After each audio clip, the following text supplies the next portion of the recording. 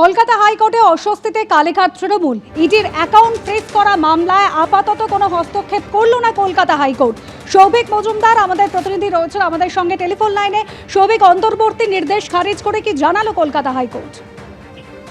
দেখো, কলকাতা হাইকোর্টে কালীঘাট তৃণমূল এই মুহূর্তে বড়সড় অস্বস্তিতে। তার কারণ হলো যে তিনটি ব্যাংক অ্যাকাউন্টে 440 কোটি টাকা ছিল এবং যে তিনটি ব্যাংক অ্যাকাউন্টে এ রাজ্যের পুলিশ তারা প্রাথমিক পর্যায়ে ফ্রিজ করে এবং তারপরে ইডিও সেই একই তিনটে অ্যাকাউন্ট ফ্রিজ করেছিল। এখন তুমি জানো, রাজ্য পুলিশ অ্যাকাউন্ট ফ্রিজ করার পরেই তৃণমূল কংগ্রেসের তরফ থেকে কলকাতা হাইকোর্টে মামলা করা হয় মাননীয় বিচারপতি সৌগত ভট্টাচার্যের এজলাসে। এবং মাননীয় বিচারপতি সৌগত ভট্টাচার্য তিনি একেবারে কড়া শর্ত বেঁধে দিয়ে তারপরে আদালতের নজরদারিতে একজন অবসরপ্রাপ্ত বিচারপতিকে বিশেষ অফিসার বা স্পেশাল অফিসার নিয়োগ করে তারপরে শুধুমাত্র দৈনন্দিন কাজ চালাবার জন্য এই তিনটি ব্যাংক অ্যাকাউন্ট খোলার নির্দেশ দিয়েছিলেন মাননীয় বিচারপতি সৌগত ভট্টাচার্য।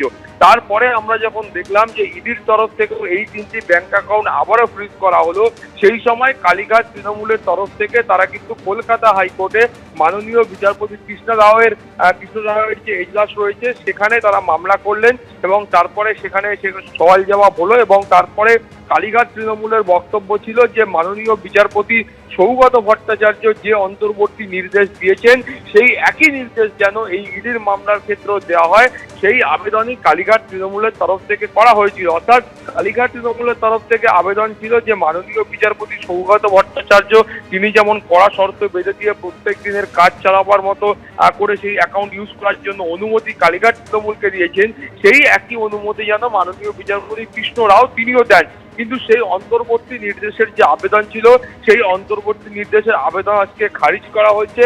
ফলে এই যে তিনটি অ্যাকাউন্ট রয়েছে, যে তিনটি অ্যাকাউন্টে প্রায় 440 কোটি টাকা রয়েছে এবং সেই 440 কোটি টাকা ব্যবহার করার জন্য মাননীয় বিচারপতি সৌগত ভট্টাচার্য অনুমতি দিয়েছিলেন, সেইটা নিয়ে তৃণমূল কংগ্রেস অর্থাৎ কালীঘাট তৃণমূল কংগ্রেস তারা কিন্তু এই মুহূর্তে বড়সড় সমস্যায়। ফলে আইনজীবীরা এই মুহূর্তে যে নির্দেশ ছিল সেই নির্দেশ শোনার পর তারা বেরিয়েছেন। কিন্তু আপাততভাবে ইডির তরফে যে অ্যাকাউন্ট ফ্রিজ করা হয়েছিল সেটা খোলার বিষয়ে বা অ্যাকাউন্ট ইউজ করার বিষয়ে কোন রকম অন্তর্বর্তী নির্দেশ মাননীয় বিচারপতি কৃষ্ণ রাও দেননি। ফলে বুঝতে পারছো যে আগামীকাল 21শে জুলাই তার প্রেক্ষিতে সামগ্রিকভাবে যে খরচা রয়েছে সেইটা নিয়েও কিন্তু তৃণমূল কংগ্রেস অর্থাৎ কালীঘাট তৃণমূল কংগ্রেস তারা কিন্তু এই মুহূর্তে বেশ খানিকটা চিন্তায় রয়েছে। ধন্যবাদ সৌভিক।